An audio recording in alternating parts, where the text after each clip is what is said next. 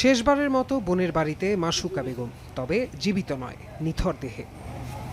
মরদেহ বহনকারী গাড়ি যখন বাড়ির উঠোনে, ঠিক তখনই দৌড়ে প্রিয় সন্তানের কাছে ছুটে এলেন বাবা। মুহূর্তেই কান্নায় ভেঙে পড়লেন সত্তরঊর্ধ্ব সিদ্দিক আহমেদ।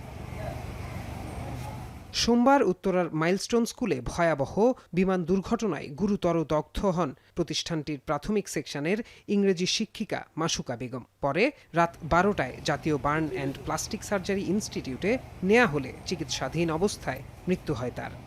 3 ভাই বোনের মধ্যে সবার ছোট মাসুকা। বছর দুয়েক আগে যোগ দেন মাইলস্টোন স্কুলে।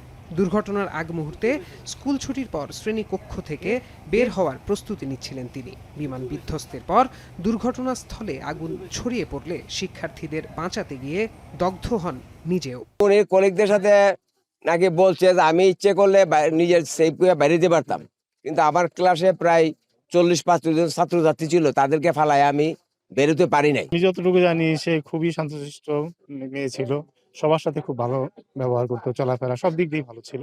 মাসুকার মৃত্যুতে শোকাহত স্থানীয়রা, তবে জনবহুল এলাকায় প্রশিক্ষণ বিমান উড্ডয়নের ঘটনায় ক্ষুব্ধ তারা। ঘটনার সুষ্ঠু তদন্ত ও দোষীদের শাস্তির দাবি জানান। জনবহুল এলাকাতে বিমান ট্রেনিং হয় পৃথিবীর ইতিহাসে এমনটা আমার জানা নাই। মাননীয় সরকারের কাছে আমি এটা একটি সুষ্ঠু তদন্ত দাবি করছি। মঙ্গলবার বাদ আসর আশুগঞ্জের সোহাগপুর ঈদগাহ মাঠে জানাজা শেষে পার্শ্ববর্তী কবরস্থানে দাফন করা হয় মাসুকার মরদেহ। এখন ব্রাহ্মণবাড়িয়া।